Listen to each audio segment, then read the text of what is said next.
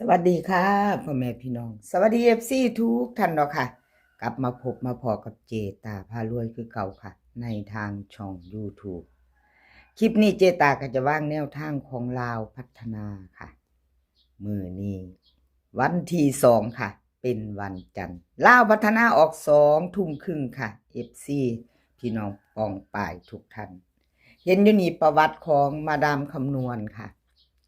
มาดามคำนวณวันที่27ที่ผ่านมาเนาะค่ะ27ที่ผ่านมาลาวพัฒนาออก571 3ตัวบน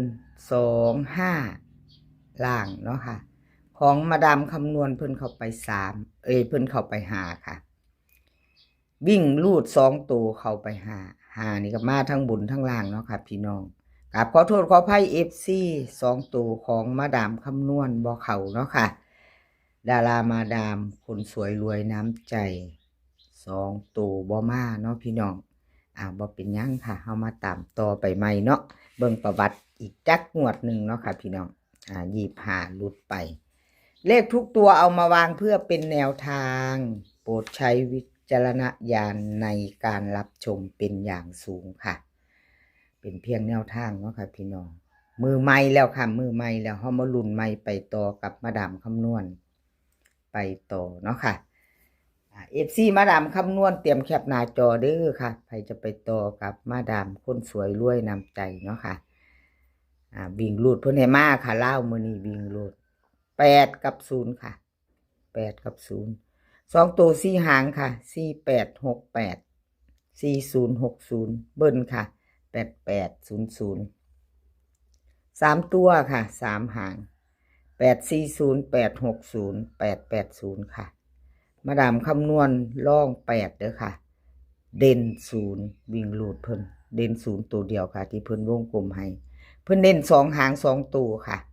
2ตัว40กับ60 3ตัวค่ะเน้น48 840 860ค่ะใครจะต่อกับป้าดามคำนวณคนสวยรวยนำใจกับแคปหน้าจอค่ะไปต่อกันมื้อแลง20:30เนาะค่ะมาดามคนสวยพาหมู่เพิ่นไปเที่ยวลาวพัฒนาเด้อค่ะมื้อแลงข้ามโขงไวๆเด้อค่ะมาดามแคปหน้าจอค่ะเดี๋ยวมาดามเพิ่นสิพาไปเที่ยวลาวพัฒนาแคปหน้าจอไว้ไปต่อค่ะกับขอบุญขอบคุณมาดามคำนวณหลายๆเด้อค่ะที่ให้แนวทางมาวางทางช่องด้วยดีเสมอมาเนาะค่ะกราบขอบพระคุณเป็นอย่างสูงเอามาต่อกับชอเชษชัยเนาะค่ะชอเชษชัยชอเชษชัยค่ะมาไปต่อชอเชษชัยลาวพัฒนา27ที่ผ่านมาเนาะค่ะพี่น้องลาวออก5ประวัติของช่อเชษชัยค่ะ FC ลาวพัฒนา27ออก571เนาะค่ะล่าง2 5ของช่อเชษชัยหนุ่มน้อยหน้ามนต์คนรูปหล่อเพิ่นก็เข้าไปวิ่งรูด2เนาะค่ะเข้าไปอยู่2ตัวเพิ่นบ่เข้าค่ะ2ตัวบ่มาบ่เข้าบ่เดินเนาะจับคู่ไม่มากับขอโทษขออภัย FC แทนเพิ่นเนาะค่ะขออภัยหลายๆแทนชอเชษชัยเนาะเดี๋ยวเจตาให้เบิ่ง2งวดค่ะหลุดไปวันที่25เนาะค่ะหลุดแล้วหลุดเลยเนาะค่ะพี่น้องชัดเจนเนาะค่ะชัดเจนเจตาให้เบิ่ง2งวดเข้าคือเข้าหลุดคือหลุดเนาะค่ะบ่มีกักให้ความมั่นใจกับ FC เนาะค่ะว่าเสี้ยนใดเข้าเสี้ยนใดดังเสี้ยนใดปังเสี้ยนใดหลุดแต่ละงวดเนาะประวัติก็จะมี2งวด3งวดค่ะเจตาให้เบิ่งชอเชษชัยค่ะลาวพัฒนามือนี้เพิ่นให้มา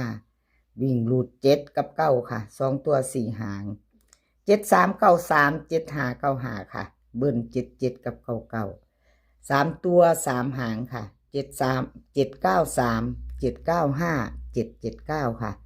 วิ่งล่อง7เด่น9ค่ะลอง7เด่น9วงกลมให้ตัวเดียว2ตัวเพิ่นเน้น93กับ95ค่ะ3ตัวเน้น2หาง793 795แคปหน้าจอค่ะใครจะไปต่อกับ ช่อเชษชัยเนาะค่ะกับขอบคุญขอบคุณช่อเชษชัยที่ให้แนวทางมาว่างทางช่องเนาะค่ะกับขอบพระคุณเป็นอย่างสูงต่อไปค่ะแคปหน้าจอแล้วก็ไปต่อเนาะค่ะไปต่อกับเลขนี้ที่มา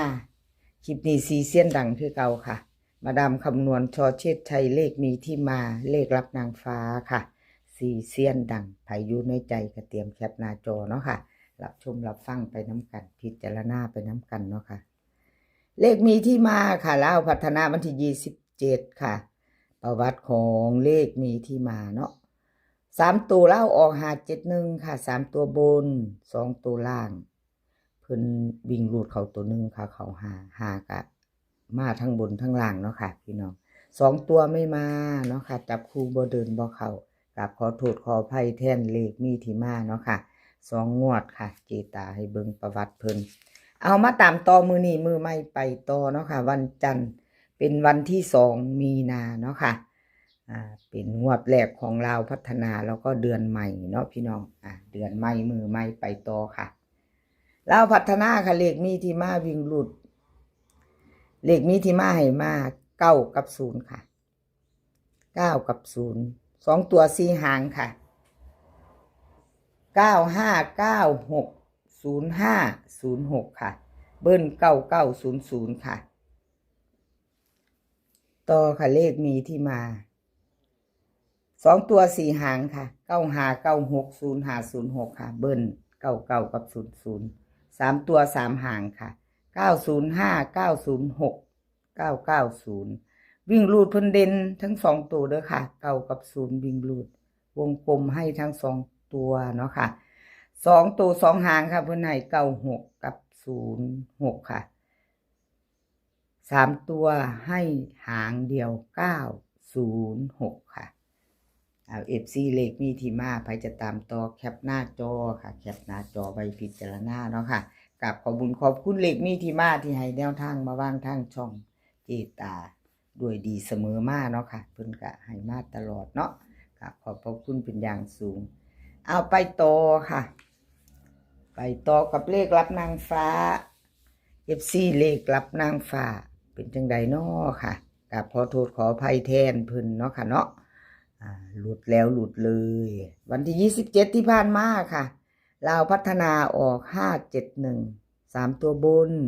25ล่างค่ะ2ตัวไม่มาวิ่งหลุดหลุดเนาะค่ะหลุดไปเจตาเป็นกำลังแรงใจให้คือเก่าเด้อค่ะเลขรับนางฟ้า25นี่เข้าไป4ตัวนึงเด้อค่ะวิ่งหลุดเพิ่นเข้ามางวดเดียวเนาะตัวเดียว2ตัวหลุดทั้ง2งวดค่ะทั้ง2งวดติดหลุดแล้วหลุดเลยบ่เป็นหยังค่ะเก่าหลุดไปใหม่มาเนาะเก่าหลุดไปแล้วใหม่มาแล้วค่ะมื้อนี้วันที่2 ทุ่มครึ่งเฮามาไปต่อกันกับเลขลับนางฟ้าเนาะค่ะลาวพัฒนาวิ่งลูดเพิ่นให้มา1กับ3ค่ะ2ตัว4หาง18193839เบิ้ลค่ะ11กับ33 3ตัวค่ะ3ตัว3หาง138 139 133ค่ะวิ่งลูดเพิ่นล่อง1เด่น3เด้อค่ะเด่น3ตัวเดียว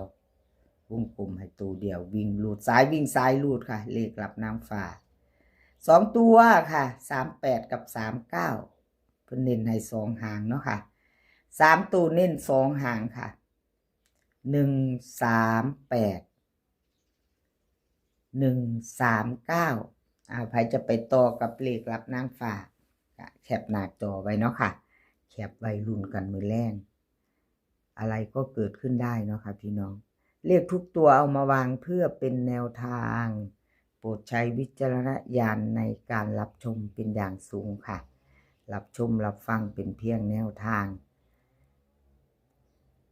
แคปหน้าจอไว้ค่ะเลขรับนางฟ้าขอบคุณขอบคุณหลายๆค่ะที่ให้แนวทางมาว่างทางช่องด้วยดีเสมอมาเนาะค่ะแล้วก็ขาดบ่ได้คือ FC เนาะค่ะบ่ว่าจะเป็น FC เก่า FC ใหม่ที่เขามารับชมรับฟังมากดไลค์กดแชร์เนาะค่ะแล้วก็มาคอมเมนต์เป็นกำลังแรงใจให้เจตาเนาะค่ะถ้าเจตาอ่านผิดเขียนผิดไปเนาะ ผิดพลาดไปกกราบขอโทษขออภัยหลายๆเด้อค่ะคอมเมนต์มาใดแนะนำมาใดติเพื่อกอค่ะน้อมรับทุกคำติชมคลิปนี้ขอให้พี่น้องโชคดีกับเล่าพัฒนามือแรงค่ะ2 ทุ่มครึ่งให้โชคดีกันทุกคนมื้อนี้ขอให้มีความสุขค่ะสุขภาพร่างกายก็ขอให้แข็งแรงเดินทางไปไหนก็ขอให้ปลอดภัยค่ะเดินทางไปขอให้มีโชคกลับมาก็ขอให้มีชัยคลิปหน้าพอกันไหมค่ะพี่น้องคลิปนี้ค่ะสวัสดีค่ะ